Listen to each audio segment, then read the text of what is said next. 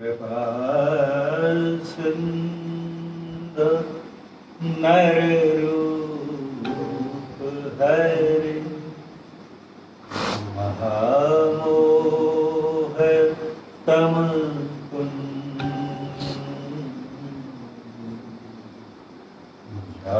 सुवचन रवि कर मंगल मूर्ति सतगुरु मिलवै सर्वा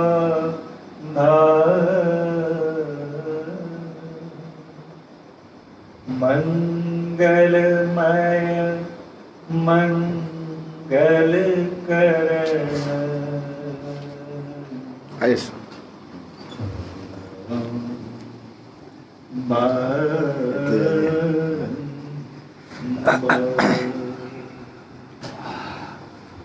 धन्य धन्य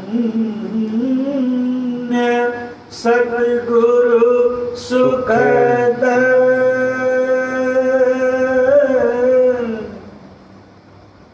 महिमा कहीं न जाए जो कछु कहूं तुम्हारी कृपा मोते कछु न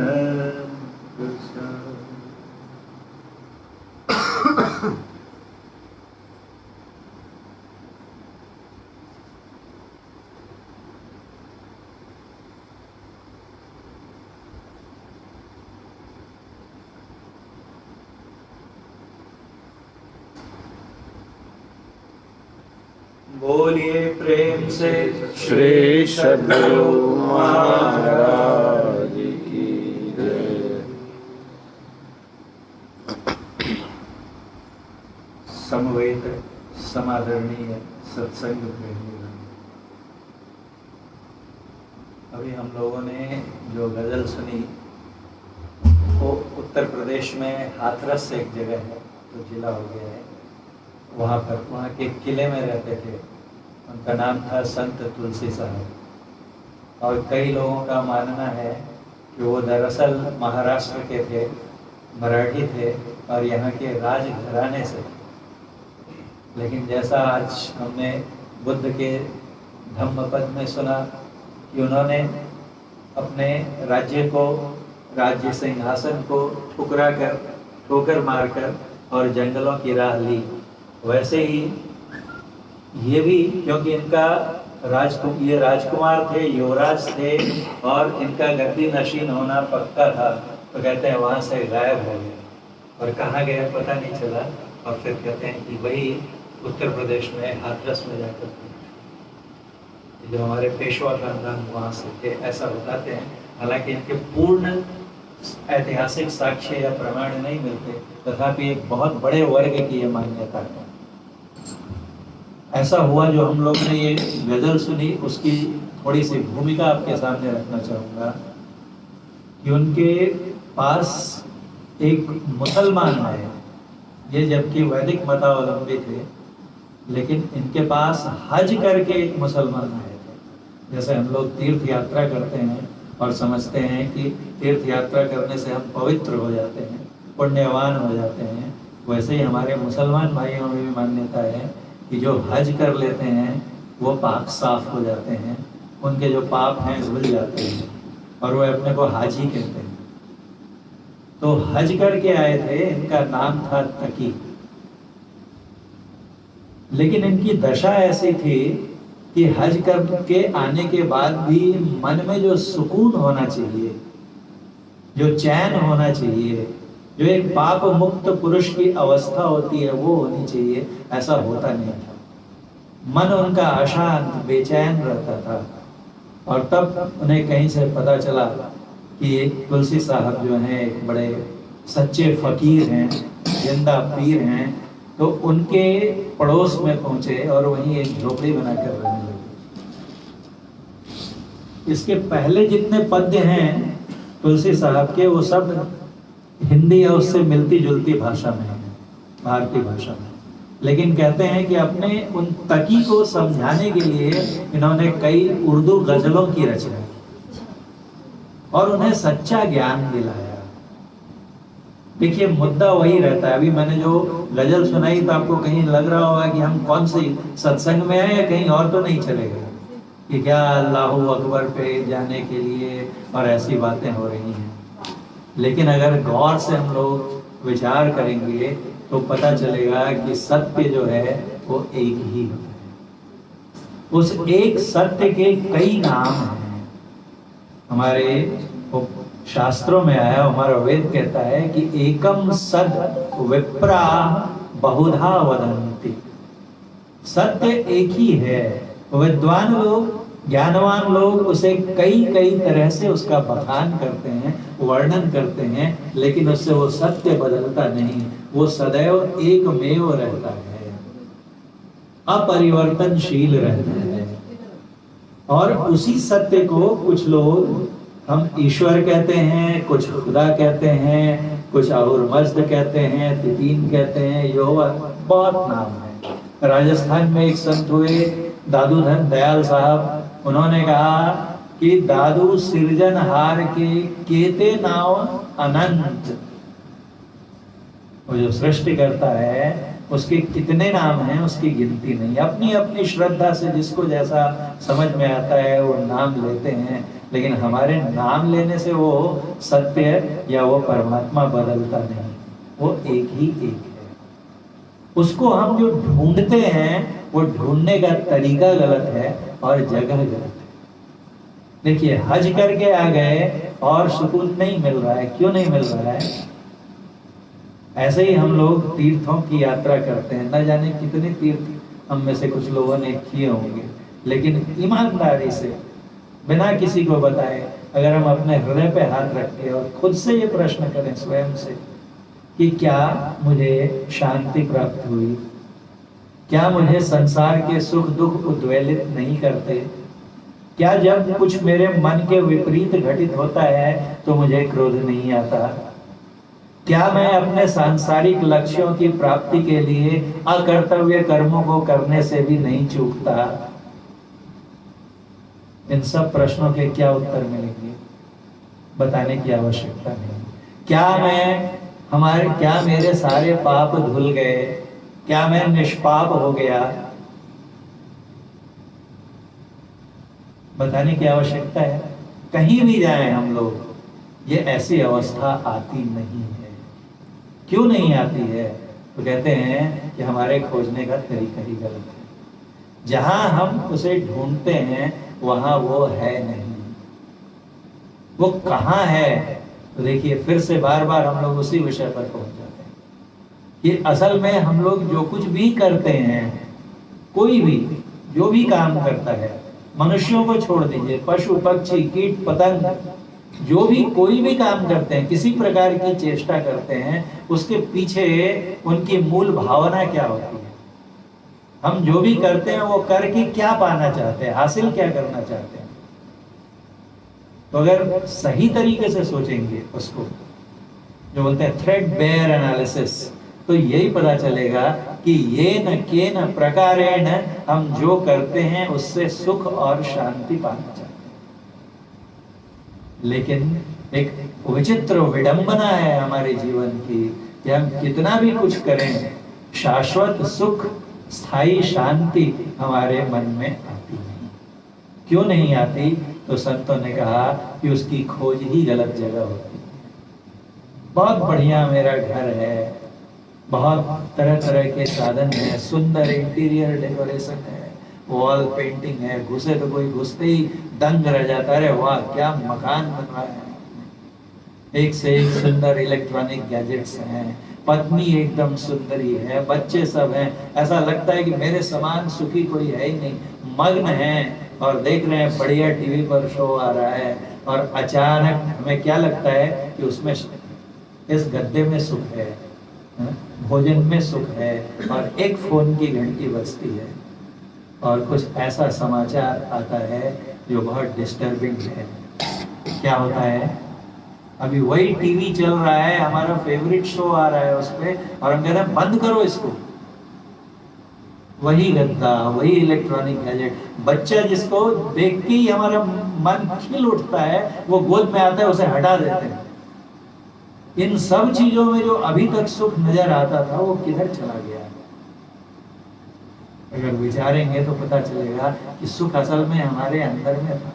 जब तक मेरी मनोदशा अच्छी थी तब तक मुझे बाह्य वस्तुओं में, व्यक्तियों में सुख दृष्टिगोचर होता था, लेकिन जैसे ही मनोदशा बदली, अभी वही चीजें बोलते। पहले गजल सुना करता था तो कहते हैं कि चांद से अब निकलते हैं शोले, चांदनी दिल जलाने लगी। वही चांद जो है, जो शीतलता बिखेरता था, अब वो ऐसा लगता है मानो आग का गोला हो गया। क्या बदला? क्या चांद बदल गया? नहीं, हमारे मन की दशा बदल गई। तो इसलिए संतों ने कहा कि देखो, तुम सुख ढूंढते गलत जगह पे हो। सुख असल में तुम्हारे अंदर से आता है, और उसकी रिफ्लेक्शन, जैसे चांद आसमान में है और पानी में उसकी रिफ्लेक्शन पड़ती है, और हम देखते, बैठ जाइए ना कुर्सी पे, कोई दिक्कत नहीं है, उसमें कोई ये भी नहीं, कोई नियम भंग नहीं होता है, बैठिए, आपको तकलीफ होगी बैठ जाइए। इस तरह का कोई हमारे यहाँ दकियानों से नियम नहीं। सुनना महत्वपूर्ण है।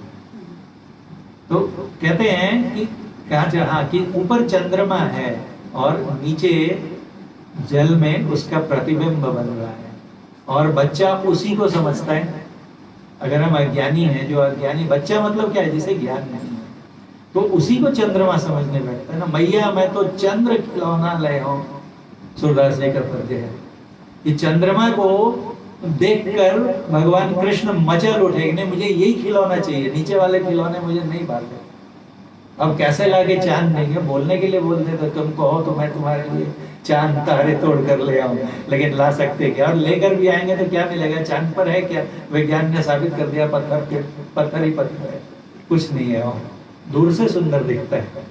तो अब उन्होंने जिद मचा दी कि चांद चाहिए, तो क्या करेंगे? तो नंदलाल जी ने परात में पानी रखा, उसमें प्रतिबिंब बनने लगा, बोला ये लो चंद्रमा। और अगर उसी को हम चंद्रमा समझ के बच्चा खुश हो जाता है, क्या वो चांद है? और उसमें एक हाथ मारिए पानी में तो प्रतिबिंब बिखर जाता है। चांद चला गया क्या? गया नहीं ना, अभी तक उसी पानी में दिखता था, और उसमें तरंगे आई, हिला दिया हमने उसको, तो चांद गायब हो गया। ऐसे ही बाहर में हमारे अंदर का सुख प्रतिबिंबित होता है, और हमें लगता है कि वहां सुख है, और एक झकोला आता है और हमको जो है डिस्टर्ब, विचलित कर देता है, और वो बिखर जाता है सुख। फिर हम देखते हैं कि वो सुख कहाँ चला गया। इसका एक बड़ा सुंदर उदाहरण है जो कि रिपीट होता है, लेकिन बहुत सटीक है। उसमें क्या कहा कि एक कुत्ता है, भूख से परेशान है, जंगल में कुछ खाने को नहीं मिल रहा है, बहुत ढूंढते ढूंढते उसे एक हड्डी मिलती है, सूखी हड्डी का टुकड़ा मिलता है, और बड़े चाव से उठाता है, या मिल गया कुछ तो खाने को, और उसको लेकर अपने दांतों से जोर से दबाता है। और वो सूखी हड्डी में क्या स्वाद आएगा? और जोर से दबाता है, और जोर से दबाता है, इतने जोर से दबाता है कि उसके मसूड़ों से रक्त स्रावित होने लगता है, खून निकलने लगता है, और वो उसके मसूड़ों का खून निकल के उसकी जीवा को स्पर्श करता है, और उसको स्वाद आता है। और वो क्या समझता है? अरे अब आया स्वाद, इतना चबाने के बाद हड्डी में स्वाद मिला, और जोर से चबाता है, और खून निकलता है उसके मसूड़ों से, और वो स्वाद को लेकर ये समझता रहता है कि उस हड्डी से मुझे ये खून मिल रहा है और ये स्वाद आ रहा है, जबकि वो कहाँ से आ रहा है? रक्त उसे अपने ही शरीर से। ऐसे ही हम अज्ञानी पुरुष जो सत्य से अनभिज्ञ रहते हैं, संसार की वस्तुओं में, व्यक्तियों में सुख ढूंढते रहते हैं, और जितनी देर मिलता है हमें लगता है उस कुत्ते के समान कि उस हड्डी में, यानी इन वस्तुओं में और व्यक्ति में सुख है। असल में वो हमारे अंदर से ही है। परिस्थितियों की विषमता का एक झकोला आता है, झंझावात आता है, और सब बिखर जाता है। और तब देखिए उनकी अवस्था, बड़े से बड़े लोग, कुर्सी आई सामने, कितना खुश, और खिसक गई कोई दूसरा। अभी देखिए वहां पर बैठे थे हमारे देवलकर जी, और थोड़ी देर के लिए बाहर गए, और उनके पीछे आए, उनको पता नहीं था कि यहाँ पर बैठे थे, वो बैठ गए और ये घुसे तो देखते अरे मेरी जगह। ऐसे ही है ये संसार। ये तो एक छोटा सा उदाहरण है, कुर्सी मिलती है और थोड़ा सा ध्यान हटा हमारा कि कोई दूसरा लेके भाग जाए और फिर हम दुखी होने लगते हैं। महर्षि पतंजलि ने कहा सुखानुशयी रागः दुखानुशयी द्वेषः। कोई भी चीज जिसको हम चाहते हैं वो मिली तो हमें उससे राग हो जाता है, अनुराग हो जाता है, प्रेम हो जाता है, और वही जब बिछड़ जाती है, छिन जाती है तो द्वेष हो जाता है। और ऐसे ही सुख दुख में हम डूबते उतराते रहते हैं। संत कहते हैं कि सच्चा सुख चाहिए तुम्हें तो अंदर जाओ। अभी जो हमने भजन सुना, उन्होंने क्या कहा, दिल का हुजरा साफ कर जाना। कि हुजरा कहते हैं कक्ष को, कमरे को, चैम्बर को। कि अपने दिल के कमरे को, कक्ष को, हृदय कक्ष को साफ करो जाना के आने के लिए। जो तुम्हारा प्रियतम है, जो तुम्हारा माशूक, तुम माशूक हो, जो तुम्हारा प्रेमी है, उसको अगर बुलाना चाहते हो तो गंदी जगह में नहीं बैठेगा। देखिए हमारे घर में बड़े ऑफिसर आ रहे हैं, अभी देखिए आए सवेरे हमारे जैसा, तो रामेश्वर जी ने पूछा ना कोई दिक्कत तो है नहीं ना आपको वहाँ पर। कोई बड़े आते हैं तो हम उनको क्या करते हैं, घर को अच्छे से, आज सत्संग होने वाला है तो सुबह से भिड़े हुए हैं, सब साफ सुथरा करके पवित्र करके। संसार में अगर कोई बड़ा ऑफिसर आता है या गेस्ट आते हैं हमारे, तो उसके लिए हम अपने घर को पवित्र करने लगते हैं, साफ करने लगते हैं। और जो सबसे पवित्र है परमात्मा, जिसकी बनाई हुई ये कायनात है, वो क्या गंदी जगह में बैठेगा? कहते हैं दिल का हुजरा साफ कर, इस दिल के कमरे को साफ करना मतलब क्या?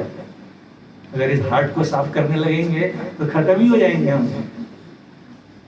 बोलेंगे अरे बोला तुलसी साहब ने दिल का हुजरा साफ कर, तो काट कोट के अपना हार्ट निकाल और उसको खरच के साफ करने लगे तो क्या होगा? सुसाइड ही हो जाएगा ना वो। कहने का मतलब कि हमारे हृदय में कौन सी गंदगी भरी है? तो हमारे जो मनोविकार है, काम, क्रोध, मद, लोभ, ये सब जो है, मत्सर मतलब ईर्ष्या, यही जो है गंदगी है हमारे हृदय की। इन विकारों को झाड़ू लगा के निकालना है। ध्यान गैरों का हटा उसको बिठाने के। क्या कहते हैं, तुम कहाँ गए थे, हज क्यों गए थे मक्का? क्योंकि तुम्हारा मानना था कि वहां पर खुदा रहता है। हम क्यों जाते हैं जहाँ कुंभ लगता है? देखिए यहाँ पर भी जगन्नाथ भगवान का मंदिर है, होता है ना, बहुत जगह जगन्नाथ भगवान के मंदिर बनाए जाते हैं, और वहां पे जाके हम प्रणाम करते हैं। और फिर रथ यात्रा का समय आता है तो भागते हैं कहाँ पर? जगन्नाथपुरी जाते हैं ना, लाखों लाख की भीड़ उमड़ती है। लेकिन तनिक विचार करके देखिए कि यहाँ जो जगन्नाथ भगवान का मंदिर है, वहां पर कौन है? क्या वहां पर जगन्नाथ नहीं है क्या? गुरु महाराज के जीवन सेवा क्या आता है, ये गांव में गए थे, वहां एक दिन कोई सत्संगी नहीं, बहुत कम थे, अगले दिन बहुत सारे आ गए। पूछा कहाँ गए थे आप लोग? तो जैसे यहाँ ज्योतिर्लिंग है, महाराष्ट्र में सबसे ज्यादा ज्योतिर्लिंग है, तो वैसे ही वहाँ बिहार में भी एक ज्योतिर्लिंग है, देवघर में, नाम सुना होगा आप लोग। तो वहां पर वो बोले देवघर में हम लोग गए थे। कहाँ क्यों गए थे? बोले भोले बाबा को जल चढ़ाने। तो उन्होंने पूछा आपके गाँव में भी तो भोले बाबा का मंदिर है? बोले जी है। बोले वहां के भोले बाबा कमजोर हो गए हैं क्या? देखिए विचार करके देखिए, थोड़ा सा चोट लगती है अपने को, लेकिन अगर सही तरीके से सोचेंगे ना, तो अपने आप जो हम करते हैं ना, उसमें जो बेतुकापन है, उसमें जो तर्कहीनता है, वो खुद समझ में नहीं। मक्का जाते हैं, वहां पर खुदा मिलेंगे और पूछिए उनसे कि खुद खुदा कहाँ रहता है, तो कहते हैं खुदा कायनात के जर्रे जर्रे में रहता है। जब सृष्टि के कण कण में उस ईश्वर का वास है। हमारा ईशावास्योपनिषद कहता है कि ईशावास्यमिदं सर्वम यत् किंचित् जगत्याम जगत। इस संसार में जो कुछ भी है वो ईश मतलब ईश कहते हैं। ईश जो है ईट धातु से है। ईट का मतलब होता है शासन करना। जो पूरी सृष्टि का शासन करता है उसको कहते हैं ईश्वर। ईश में भी वर लगा दिया, श्रेष्ठ। वर मतलब होता है श्रेष्ठ। जो हम लोग पहले क्या वर की खोज करते थे ना, वर शब्द, वर और वधू, जो वर क्यों आया, तो अपनी पुत्री के लिए श्रेष्ठ पुरुष का चुनाव करते थे, इसलिए उसको वर कहते हैं। स्वयं वर यानी अगर लड़की जो है खुद अपने लिए श्रेष्ठ पुरुष का, स्वयं श्रेष्ठ पुरुष का चुनाव करे तो उसे कहते थे स्वयं वर। तो ईश्वर जो सर्वश्रेष्ठ ईश्वर है, परमेश्वर हैं, वो तो आप ही कहते हैं कि सृष्टि के कण कण में है। तो जब कण कण में है तो हम जहां बैठे वहां नहीं है क्या? यहां वहां क्यों भागते रहते हैं? कोई काबे में जाता है, कोई मथुरा में जाता है, कोई काशी में जाता है, कहते हैं कि वो न तो काबे में है न कैलाश में है, कहीं नहीं है। कहाँ है? तो कहते हैं वो तो तेरे पास। कबीर साहब का है ना भाई, मोको कहाँ ढूंढे बंदे, मैं तो तेरे पास हूँ। ना मैं मथुरा, ना मैं काशी, ना काबे कैलाश में। खोजी होए तो तुरंत ही मिले हैं, क्षण भर की तलाश में। खोजने का तरीका होना चाहिए। कहते हैं यहाँ पर तुलसी साहब कि क्यों भटकता फिर रहा तू ऐ तलाशे यार में। उस यार की तलाश में, यार देखिए बहुत से जो साधु संत होते हैं ना, कई रूपों में भगवान की पूजा करते हैं। कुछ उसको अपना यार बताते हैं, कुछ में वो अपने को सखा बना लेते हैं, कुछ में दास बना लेते हैं अपने को, कुछ तो वर वधु जैसे मीराबाई और इस तरह का भजन है वहां पर अपना पति बना लेते हैं। तो तरह तरह के किसी भी रूप में भजिए, परमात्मा कहते हैं किसी भी रूप में भजो, मन भाव महत्वपूर्ण है। अब देखिए ना, भगवान है, पूरी सृष्टि के मालिक हैं, और उनको ले जाके दुर्वा चढ़ा देते हैं। बेचारे दुर्वा क्या है? घास है ना, उसको अच्छे से धोकर उनको घास देते हैं। बताइए, जिनकी पूरी सृष्टि है उनके सामने घास रखते हैं, तो क्या वो घास के भूखे हैं क्या? स्वीकार करते हैं। हमारी पूजा की एक स्टैंडर्ड विधि है, उसमें दुर्वा चढ़ाया जाता है। तो भगवान क्या ग्रहण करते हैं? दुर्वा ग्रहण करते हैं? या दुर्वा चढ़ाने के पीछे जो हमारा मनोभाव है, भगवान भूखा भाव, वो हमारे भाव को स्वीकार करते हैं। कोई अमीर है, अब हमारे में दीक्षा लेने पहुंचते हैं तो कुछ बहुत गरीब हैं, तो बेचारे को एक थाली भी नहीं मिलती जिसमें वो फल और मिठाई लेकर हो। तो जहाँ जाते हैं अगल बगल में हमारे बीच जो आते हैं, 12 वर्षों से आ रहे हैं, अच्युतानंद बाबा, पूज्य अच्युतानंद बाबा, वो दीक्षा लेने गए तो उनके पास कुछ भी नहीं था अपना। और लोग जो दीक्षा लेने पहुंचे थे, उन लोगों ने कुछ ने अपना फूल दे दिया, कुछ ने अपनी मिठाई दे दी। और कोई बहुत संभ्रांत हैं, बहुत अमीर हैं, तो देखिए 56 भोग लेकर हाजिर हो जाएंगे सोने की या चांदी की थाली में। तो उससे सच्चे गुरु को कोई फर्क पड़ता है क्या? अगर कोई छोटा टूटा फूटा कुछ लेकर भी चला गया। अब कृष्ण भगवान किनके यहाँ पहुंचे थे? विदुरानी के यहाँ, जबकि उनको ऑफर कहाँ था? दुर्योधन के यहाँ। शांति प्रस्ताव लेकर गए थे ना, सुना है हम लोगों ने कथा। ये पांडवों से कहा कि रुक जाओ, एक ट्राई मुझे भी करने दो। युद्ध किसी भी कीमत पर अगर टाला जा सके तो वो कीमत छोटी है। उन्होंने कहा शांति इतनी बड़ी है कि उसके लिए तुम्हें कोई भी कीमत चुकानी पड़े वो कम है। तो एक संधि प्रस्ताव मुझे लेकर जाने दो। और दुर्योधन के पास गए, बहुत समझाया, नहीं माना। आधा राज्य दे दो उनका, बोले नहीं। बोले ठीक है, आधा राज्य ना सही, 5 भाई पांडव हैं, एक एक के नाम पे एक गांव, एक खेड़ा, विलेज, एक एक गांव दे दो उनको, 5 गांव दे दो। मैं उनकी तरफ से वादा करता हूं कि वो मान जाएंगे और कोई युद्ध नहीं होगा। तो दुर्योधन ने क्या कहा? सूची अग्र न दातव्यम विना युद्धेन केशव। आप एक गांव, 5 गांव बोलते हैं। ये सुई है ना, इसको जमीन पर रखिए, उसकी नोक तो कितनी सी जमीन होगी? सुई की नोक कितनी जमीन लेगी? इतना छोटा जमीन का भी भाग मैं बिना युद्ध के नहीं दूंगा। और जब कोई मार्ग विकल्प शेष नहीं बचा तो कहा ठीक है, अब शांति नहीं, अब जो है रण होगा, जीवन या कि मरण होगा। और तब फिर कहते हैं कि अब आए हैं तो भोजन तो ग्रहण कीजिए। तो उनके यहाँ भोजन ग्रहण करेंगे। वहां से गए और विदुरानी, विदुर की पत्नी के पास, और वहां गए तो इतनी बेसुध, अरे मेरे घर भगवान आ गए।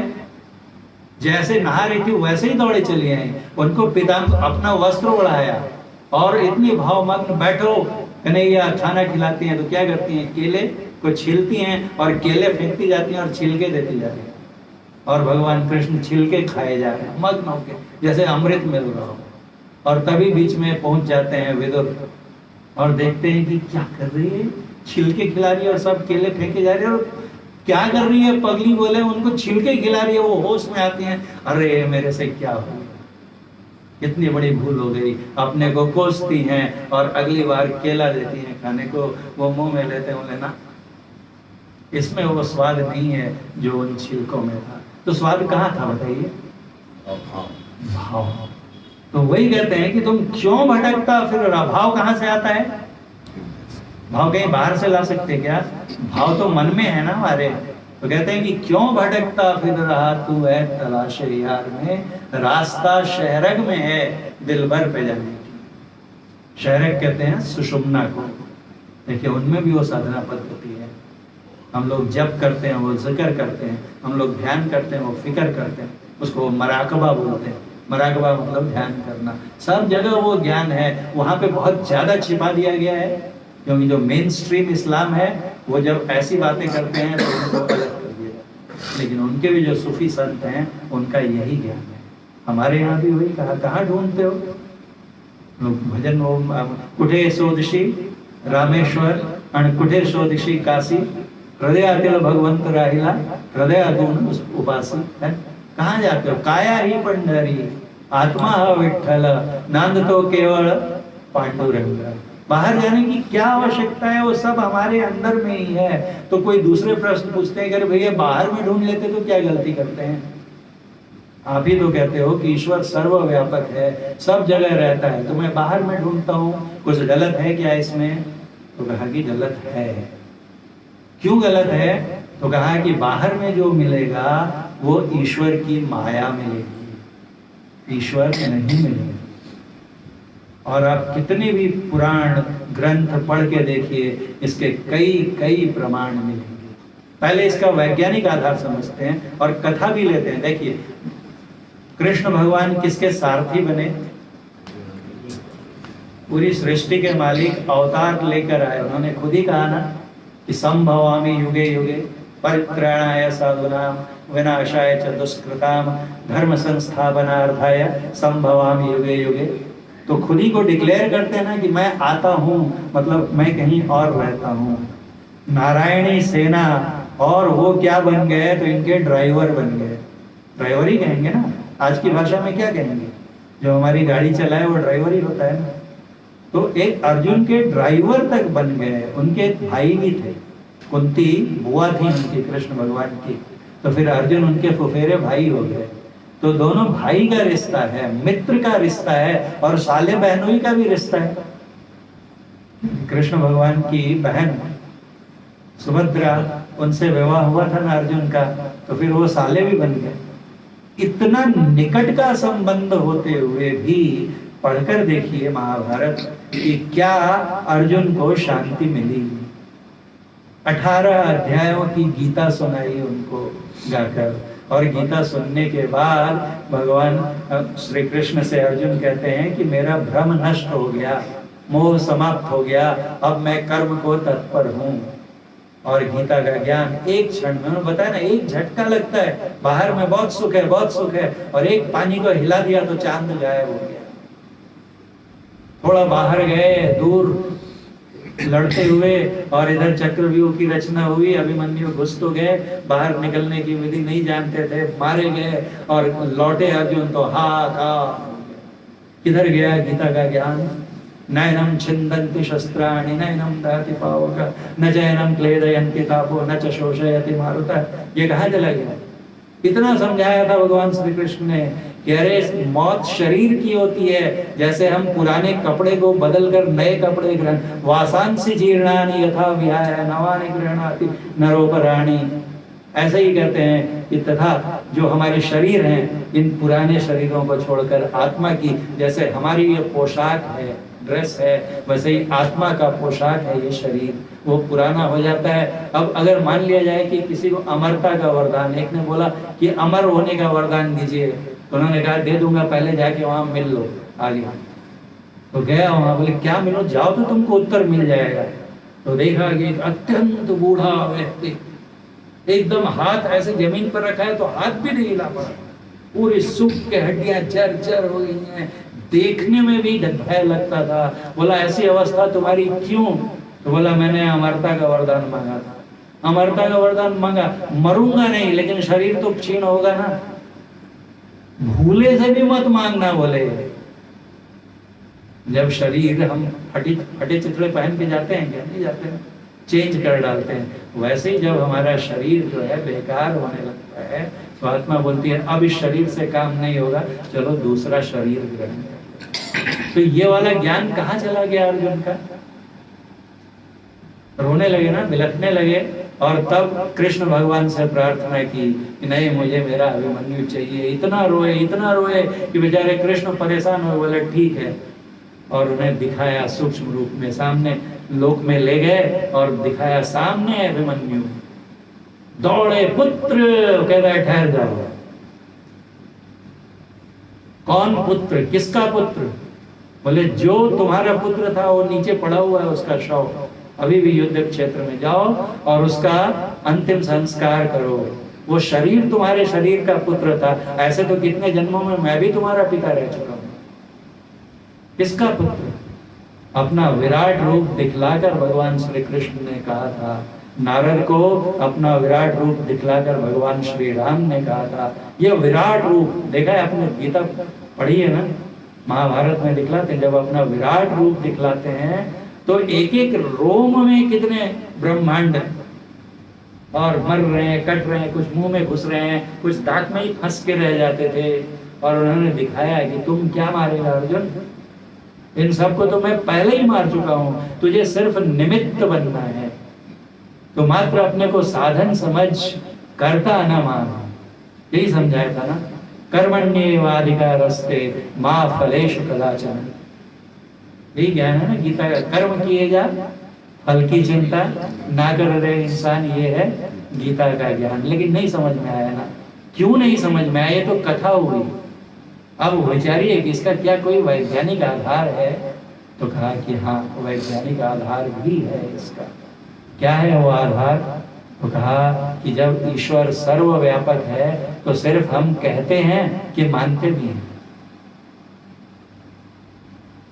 अगर मैं कहता हूं गॉड इज ऑल परवेडिंग, वो सर्वव्यापक है, तो जो सर्वव्यापक होगा वो कैसा होगा बताइए? विचार करके देखिए। सर्वव्यापक मतलब क्या? कि सिर्फ मुझ में है, कामेश्वर जी में नहीं है क्या? अभिषेक में नहीं है क्या? देवलकर जी में नहीं है क्या? अजय सिंह साहब में नहीं क्या? सब में है ना। और उनके बीच में जो खाली जगह है, हवा है, वहां पर नहीं है क्या? वहां भी है। और इस माइक में सब जगह जो है वो कैसा होगा बताइए? हवा में भी घुस के है। और जब ऊपर चले जाइए 50 किलोमीटर धरती से ऊपर, तो हवा भी खत्म हो जाती है, एटमॉस्फेयर भी खत्म हो जाता है। कम तो आप 4-5 किलोमीटर के बाद ही होने लगता है। लेह लद्दाख जाइए, हमारे जैसे साधारण लोग केदारनाथ जाते हैं, कितने लोग ऑक्सीजन डेफिशिएंसी के चलते मर जाते हैं। बड़ा होगा ना साइंटिफिक। और 50 किलोमीटर के बाद कोई एटमॉस्फेयर नहीं है, हवा नहीं है, तब क्या बचा? उसको कहते हैं स्पेस, खाली जगह। तो वहां भी होगा ना अगर परमात्मा सर्वव्यापक है। अगर हम मानते हैं कि परमात्मा सर्वव्यापक है तो स्पेस में भी व्यापक है, तो विचारिए कि वो कैसा होगा। उसको हम पाना चाहते हैं। कहाँ? तो बोले बाहर में पाना चाहता हूं, तो क्या गलत है? तो बाहर में पाना चाहते हैं, गलत नहीं है। बाहर में किस चीज से पाएंगे? इम्प्लीमेंट्स क्या है हमारे पास बाहर में पाने के लिए? इक्विपमेंट्स, टूल्स क्या है हमारे पास? बाहर में अगर हम किसी भी चीज को हासिल करना चाहें तो किससे कर सकते हैं? हमारे पास 5 सेंसरी ऑर्गन्स हैं, उन्हीं से पा सकते हैं ना। आंखों से क्या दिखता है? रूप दिखाई देता है, आंख से पा सकते हैं। कानों से क्या सुनाई देगा? शब्द सुनाई देगा। नासिका से गंध मिलेगी, जिह्वा से स्वाद मिलेगा, और त्वचा से स्पर्श ज्ञान होगा। इसके अलावा और कोई अगर जानने का साधन हो तो बताइए, है कोई? विज्ञान से पूछिए, साइंस से। ये 5 ही हैं हमारे पास। आंख से बोलते जब तक ना देखो अपनी नैना तब तक ना मानो किसी की बहना। जब तक खुद मत देखो तब तक किसी के कहने से मत मानो। तो अगर सिर्फ देखने पर जाएंगे तो हवा है कि नहीं? हवा है कि नहीं? हम सब जानते हैं कि हवा है। देख सकते हैं क्या? अंग्रेजी में कहा होता है to see is to believe. तो हवा को तो नहीं देखते हैं, then we should believe that air does not exist. लेकिन हम जानते हैं अच्छे से कि हवा है।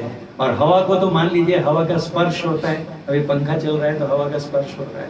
लेकिन स्पेस वो भी हम जानते हैं। अगर स्पेस नहीं है तो इतने लोग बैठे कैसे हैं?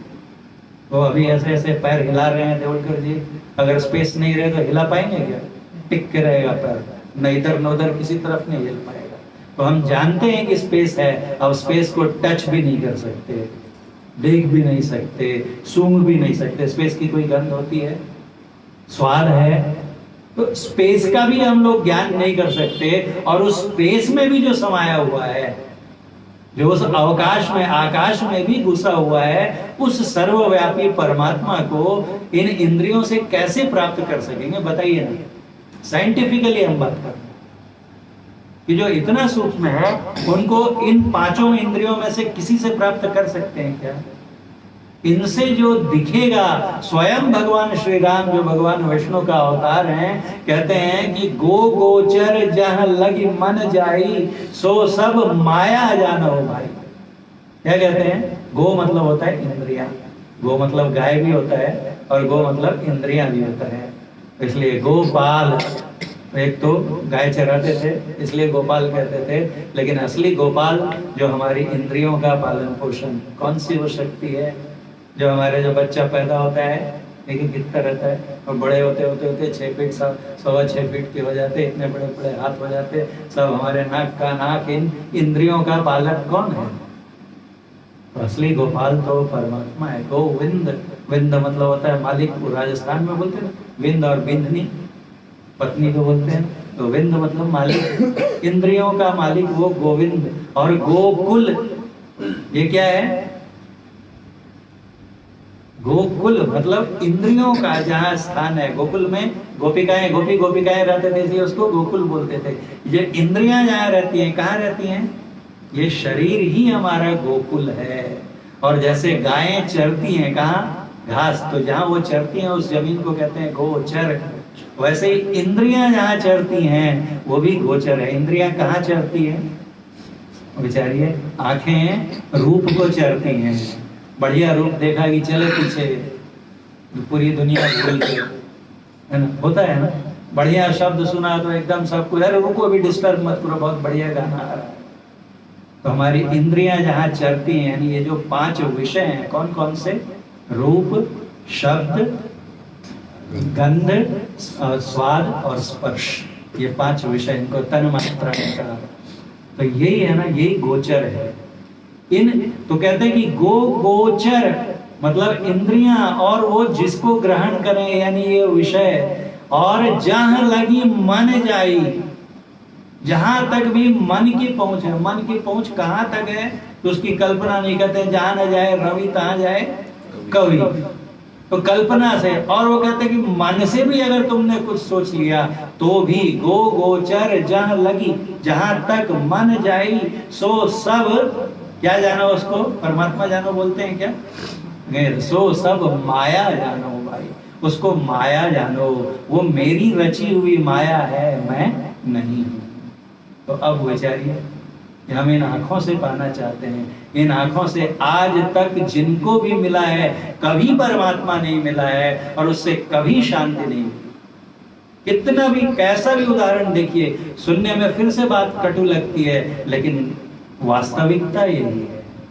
देखिए, कठोर हजारों वर्ष की तपस्या की मनु और शत्रुपा ने। पढ़ेंगे उसका वर्णन, इतने डिटेल में नहीं जाऊंगा।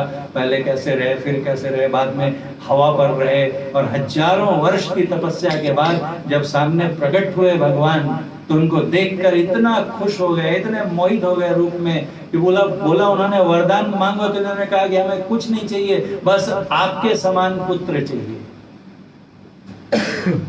गो गोचर, विचारिए, मनु और शत्रुपा ने इतनी कठोर तपस्या की और जिनको देखा, किससे देखा? आंखों से देखा ना।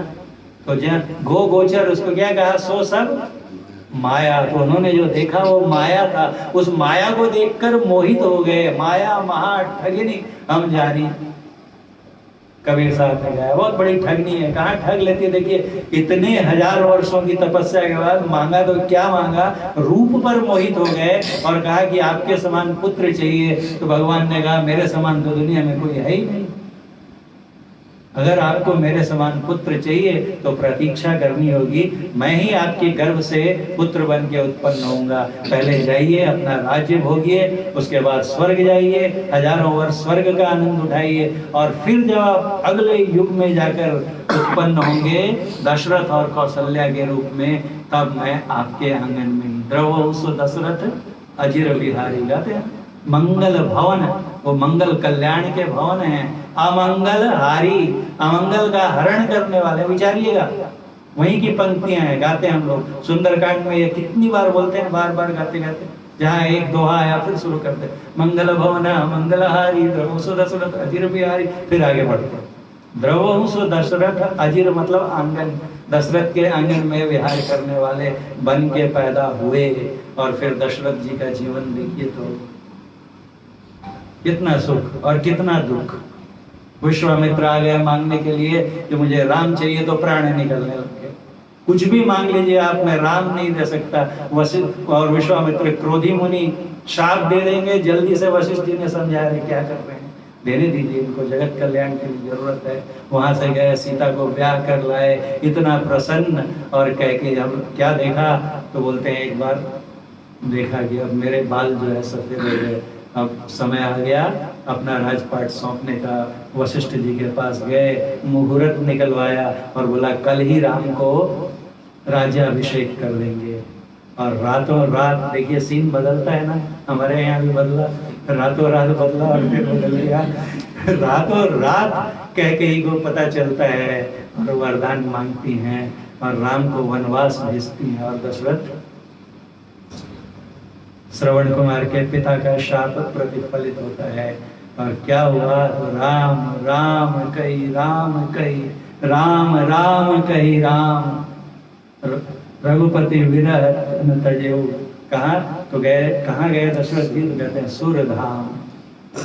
कहाँ पहुंचे, सुरधाम मतलब देवताओं के धाम। कहाँ गए, विष्णु लोक में गए। और वही भगवान विष्णु के अवतार राम भगवान जब वापस आते हैं लौट करके और अपनी प्रजा को उपदेश देते हैं अयोध्या वासियों को, तो क्या कहते हैं कि यही तन कर फल विषय न भाई, स्वर्गौ स्वल्प अंत दुखदाई। इस शरीर को पाकर विषयों की कामना मत करो। विषयों की कामना करना मतलब रूप के पीछे मत भागो, स्वाद के पीछे मत भागो। स्वाद के लिए हम लोग क्या क्या करते हैं, देखिए कैसी कैसी चीजें खा डालते हैं, और उससे भी नहीं तो मार मार कर भी लोगों को खा जाते हैं। जीव, इतने जीव जंतुओं को गुरु नानक देव जी ने कहा पीर पैगंबर औलिया सब मरने आया, नाहक जियो न मारिए पोषण को काया। कहते हैं क्या बहुत बोलते हैं, क्या बकरी क्या गाय है, क्या अपनो जाया। तुलना कैसी है देखिए, कहते हैं कि क्या बकरी और क्या गाय और क्या अपनो जाया, मतलब कि हमसे जो जन्मी हमारी संतान है सबको लोहू एक है। वो कहते हैं मैं नहीं बोलता हूँ, साहेब फरमाया, वो परमात्मा कहता है, और उसको हम मार डालते हैं। किसके लिए, ये 4 अंगुल की जिह्वा के लिए। अगर बोलिए कि ठीक है आपको खाना है चिकन ना, तो एकदम उसको निकालेंगे और बॉईल कर देंगे, और सॉल्ट नहीं, स्पाइस नहीं, ऑयल नहीं। और फिर देखिए अपना हमारा लॉजिक कहाँ जाता है कि हम उसको न्यूट्रिशन के लिए खाते हैं। न्यूट्रिशन के लिए नहीं खाता कोई, स्वाद के लिए खाते हैं। तो स्वाद के पीछे, रूप के पीछे, शब्द के पीछे, स्पर्श के पीछे, इसके पीछे ही पूरी दुनिया भाग रही है। और भगवान श्री राम कहते हैं कि यही तन कर फल विषय न भाई, क्योंकि सबसे अच्छा विषय कहाँ मिलेगा, तो देवलोक में जहाँ गए दशरथ। और उसके बारे में क्या कहते हैं कि स्वर्गौ स्वल्प अंत दुखदाई। फिर से यही फेंक दिए जाओगे। कितनी कथाएं सुनेंगे, भरा पड़ा है पूरा अपने सारे धर्म ग्रंथ भरे पड़े हैं ऐसे हजारों हजार उदाहरणों से, जो बारंबार एक ही चीज सिद्ध करते हैं कि संसार में आज तक किसी को परमात्मा नहीं मिले, न सुख मिला न शांति मिली, क्योंकि वो परमात्मा कहाँ है, अंतर्वासी है। क्यों भटकता फिर रहा तू है तलाशे यार में, रास्ता शहरग में है। नहीं समझते तो कहते हैं कि नकली मस्जिद मंदिरों में जाए सद अफसोस है। अफसोस की बात है कि नकली मंदिर मस्जिदों में हम जाकर वहां पर मांगते हैं। देखिए फिर से मैं बताता हूँ, भगवान श्री राम कहते हैं कि ये मनुष्य शरीर क्या है, तो बड़े भाग मानुष तन पावा, सुर दुर्लभ सब ग्रंथ ही गावा। अपने मन से एक भी बात नहीं कह रहा, भगवान श्री राम का वचन है। ये जो मनुष्य शरीर मिला है हमें बड़े भाग्य से मिला है। कैसा है तो कहते हैं सुर दुर्लभ, देवताओं को भी दुर्लभता से मिलता है, और हम उन्हीं देवताओं के मंदिर में जाके उनसे मांगते हैं कि हमें ये दीजिए वो दीजिए। हमारा शरीर जो उनको नहीं मिलता है, मुश्किल से मिलता है, उनसे जाकर हम मांगे तो बुद्धिमानी है या बुद्धिहीनता है? विचार करके देखिए। तो कहां तक कहा जाए? वो कहते हैं कि नकली मंदिर मस्जिदों में, बाहर का जो मंदिर है, बाहर के जो मस्जिद हैं, गिरजाघर है, उनको किसने बनाया? हम ही ने बनाया ना। जब भी बने हो, जितने भी पुराने हो, लेकिन कभी न कभी तो उन्हें हम ही ने बनाया है ना। बाहर की जो प्रतिमाएं हैं उनके बनाने वाले कौन है? हम ही है ना। और कहते हैं कि अफसोस की बात है। क्यों अफसोस की बात है? तो कहते हैं कुदरती मस्जिद का साकिन, कुदरती मस्जिद यानी जो ईश्वर का बनाया हुआ मस्जिद है, मंदिर है, ये क्या है? इस शरीर को हमने बनाया है क्या? है हमारी औकात बनाने की? आज तक बड़े से बड़ा वैज्ञानिक, कोई भी वैज्ञानिक इतना बड़ा हुआ क्या जो कि बिना कुछ लिए कुछ बना सके? आज जो क्लोनिंग की बात होती है, बकरी बना दिया और क्या क्या बना दिया, तो बोलते हैं कि वो जो गोट का क्लोन बनाया वो किससे बनाया? बकरी के ही एक पार्ट से निकाला और उसी को एक स्पेशल लैब में जाकर ट्यूब में, टेस्ट ट्यूब बेबी कैसे बनाते हैं? आजकल बहुत सभी डॉक्टर्स लगाती हैं, लेडी डॉक्टर्स, कि नहीं होता है तो इन विट्रियो ट्रांसप्लांटेशन और ये सब जो आ गया है, कौन से सरोगेट मदर ये सब हो गया ना कॉन्सेप्ट। तो ये पूछिए उनसे कि टेस्ट ट्यूब बेबी जो बनाते हैं उसके लिए जो लेते हैं मिक्स सीमेन और इसका, वो कहाँ से लेते हैं? उसके बगैर बनाकर दिखाएं। परमात्मा कैसे हैं? तो कहा ना किछ ते किछ कर दिखलाया। भगवान गुरु नानक देव जी कहते हैं तद अपना आप ही उपाया, खुद ही उसने सब कुछ पैदा कर दिया। कहां से? तो ना कुछ थे कुछ कर दिया, कुछ नहीं था। वो एक गाना भी है ना, देखिए गाना गाते उसका भी अर्थ नहीं समझते हैं। एक बहुत बढ़िया गाना है उर्दू में, फाया कुन फाया कुन फाया कुन, अरे गाना है। जब कहीं पर भी कुछ भी नहीं था तब वही था, है ना उसमें गाने में। जब मैं भी नहीं था, तुम भी नहीं थे, कोई नहीं था, तब भी वो था। और ये फाया कुन मैंने अपने क्लास में, मेरे एक सेमेस्टर में करीब 7-8 मुस्लिम विद्यार्थी हैं, उनसे एक बार पूछा मैंने रॉक मैकेनिक्स की क्लास में कि फाया कुन का मतलब क्या होता है बताओ तो। बड़ी मुश्किल से एक ने थोड़ा अंदाजा लगा के बताया। फाया कुन मतलब होता है कि जब कुछ नहीं था, कहीं पर कुछ भी नहीं था, और उसने बोला कि हो जाए और हो गया। बी इट, एक मौज हुई। वही हमारे यहाँ पर भी देखिए सब जगह एक ही बात है। फाया कुन मतलब कि उस खुदा ने कहा कि हो जाए और हो गया। क्या हो गया? तो पूरी कायनात हो गई। और यही हमारे वेद भी कहते हैं कि जब कुछ भी नहीं था, एक डिस्कवरी ऑफ इंडिया आते तो उसमें देखिए श्लोक आता था कि जब कुछ नहीं था तब सिर्फ परमात्मा था, और उसके अंदर में कुछ नहीं था मतलब कि कुछ नहीं, स्पेस भी नहीं, टाइम भी नहीं, हम लोगों की तो कोई गिनती नहीं, सिर्फ परमात्मा था। और उसके मन में एक मौज हुई, एक हो हम बहुत श्याम, सो बी इट, मैं एक हूं अनेक हो जाऊं। फाया कुन बोला और हो गया। कहां से? ना कुछ थे कुछ कर दे। ऐसी हम में सामर्थ्य है। तो ये जो मंदिर है हमारा शरीर रूपी मंदिर, ये तो उन्हीं का बनाया हुआ है ना। तो कुदरती मस्जिद का साकिन, उसका वासी जाता है कहाँ? तो नकली मंदिर मस्जिदों में। यहाँ इस मंदिर के अंदर ही वो बैठा हुआ है, काया ही पंडरी। हम भागते हैं पंढरपुर की यात्रा में, वारकरी बनी है ना। और वो पंढरपुर में जो बैठे हुए हैं, कौन बैठे हैं पंढरपुर में? किनकी प्रतिमा है? विठ्ठल की ना। तो कहा आत्मा हा विठ्ठल, यही तो है। और तब पहले इस आत्मा को देखो और फिर बाहर देखो तो क्या कहोगे? नंद तो केवल पांडुरंग। हम खाली गाते हैं, क्या हमको सब में पांडुरंग दिखाई देते हैं क्या? लेकिन जो अपने अंदर में ढूंढते हैं कब मिलेगा? तो कहते हैं कि मुर्शिदे कामिल से मिल, सिद्क और सबूरी से तकी, जो तुझे देगा फहम शहरत को पाने की। मुर्शिदे कामिल, मुर्शिद मतलब होता है गुरु, और कामिल मतलब होता है पक्का, कच्चा वाला नहीं, असली, जिनको हम बोलते हैं सदगुरु, उसी को वो कहते हैं कामिल मुर्शिद। तो पक्के सच्चे गुरु से मिलो। कैसे मिलो?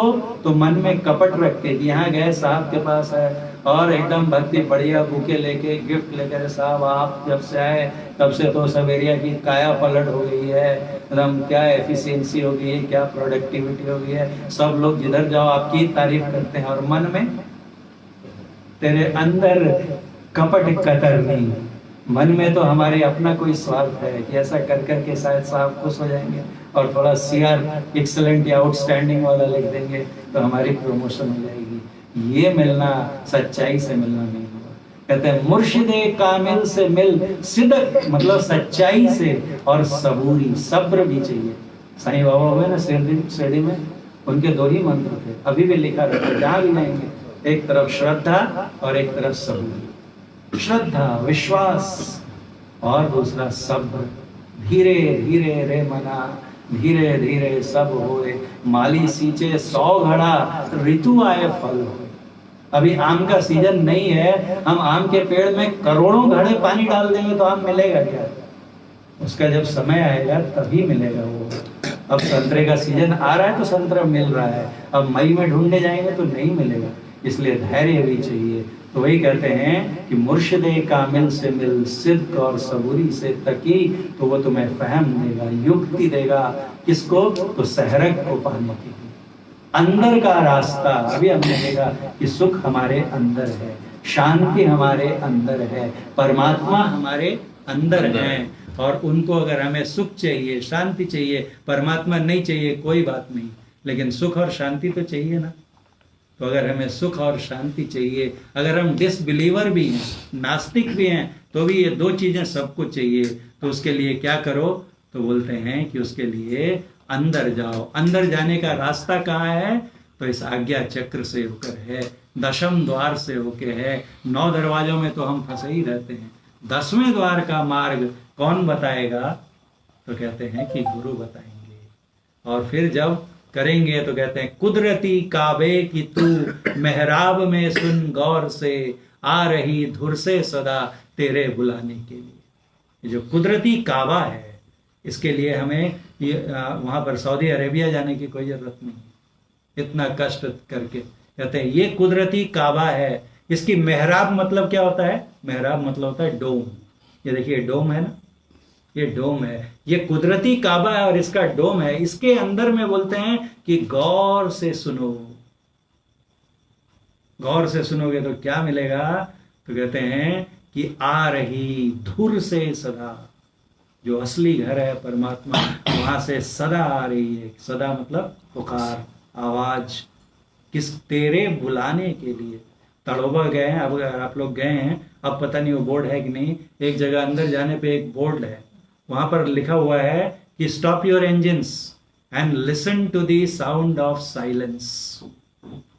अपनी गाड़ियों के इंजन बंद कर दीजिए और खामोशी की आवाज को सुनिए। वो एक मूवी भी आई थी कुछ, संजीव कुमार और उनकी, कौन सी मुझे नाम नहीं याद आ रहा, मौसम शायद नहीं, आंधी कुछ थी, उसमें था वादी में गूंजती हुई खामोशियां सुने गुलजार की। खामोशी की भी आवाज होती है। और सच में हमने वहां गाड़ी बंद कर दी और एकदम निस्तब्धता, शांति है। और फिर सुनिए, अगर हमारा टेंशन बिल्कुल शांत होता जाएगा तो शांति में भी आवाज, जब पूरा शांत हो जाएगा मन, तब जो पुकार आती है वो परमात्मा की आती है। मन में कोई विकार नहीं, कोई हलचल नहीं, कोई कामना नहीं। ऐसी अवस्था में ही किन्हीं पर कुरान की आयतें उतरती हैं और किन्हीं पर वेद मंत्र आते हैं और किन्हीं पर बाइबल के साम्स आते हैं। शांत, जब पूर्णतः मन शांत हो जाता है तब जाके वो आवाज सुनाई देती है। गोश बातिन हो कुशादा, जो करे कुछ दिन अमल, ला इलाहा अल्लाहु अकबर पे जाने के लिए। उस परमात्मा पे जाना है तो क्या करना पड़ेगा? तो कहते हैं गोश बातिन। बातिन मतलब अंदर का छिपा हुआ, गोश मतलब कान, अंदर के कान, इस कान से वो सुनाई नहीं देगा। अंदर का जो कान है, आत्मा से उस आवाज को सुन सकते हो। कब सुनोगे? तो कुशादा मतलब एकांत में, कुछ दिन, अमल मतलब जो युक्ति गुरु ने बताई है, बैठ के अगर उसका अभ्यास करेंगे तो एक दिन उसकी आवाज आती है। और आवाज कितनी महत्वपूर्ण है। ये देखिए, अभी अंधेरा पूरा हो गया था, हम लोग देख नहीं पा रहे थे, बिजली चली गई, अब सब मोबाइल के टॉर्चेस जल गए, तो भी आवाज रुकी क्या? आवाज अंधकार में भी हमारा मार्गदर्शन करती है। प्रकाश खो जाए लेकिन शब्द तब भी हमें राह दिखा सकता है। ये वो प्रकाश है। अंधेरे में भी हम बुलाते हैं आवाज देकर तो लोग चले आते हैं। होता है ना ऐसा। एक कथा के साथ समाप्त करूंगा। एक बार एक किसान बड़े शौक से एक बहुत महंगी घड़ी, अपनी औकात से बाहर जाकर महंगी घड़ी, जैसे हम 100 रुपये भी नहीं दे सकते और 1000 रुपये की घड़ी खरीद लें, वैसे ही बहुत महंगी घड़ी खरीदी और उसको बड़े सहेज कर रखता था। और कभी कोई अच्छी पार्टी या शादी में जाता था तब पहनता था। तो एक दिन ऐसे ही एक रिलेटिव की मैरिज में जाना था और घड़ी ढूंढने लगा तो घड़ी मिला ही नहीं। परेशान हो गया, इतनी मेहनत से इतने पैसे बचाकर और इतनी मुश्किल से खरीदा था, क्या करूं, पूरे घर को परेशान कर दिया, सब ढूंढ रहे हैं, किसी को घड़ी नहीं मिल रही है। तो एक बच्चा जो है आया और बोला कि मैं कोई सहायता कर सकता हूँ। बोले करना कोई तो करो। तो बोले आप बस हमारी एक रिक्वेस्ट मानिए। क्या? तो बोले आप सब लोग इस कमरे को खाली कर दो, चले जाओ। सबको कमरे से बाहर निकाल दिया, दरवाजा बंद कर दिया और 2 मिनट के अंदर घड़ी लेकर बाहर आ गया। किसान परेशान, ऐसा क्या किया तुमने इन 2 मिनटों में? बोला कुछ नहीं किया, आप सब चले गए, कोलाहल समाप्त हो गया, शोर बंद हो गया, मैं भी बिल्कुल चुप बैठ गया, एकदम सांस रोक कर और सुनने की कोशिश कर रहा था।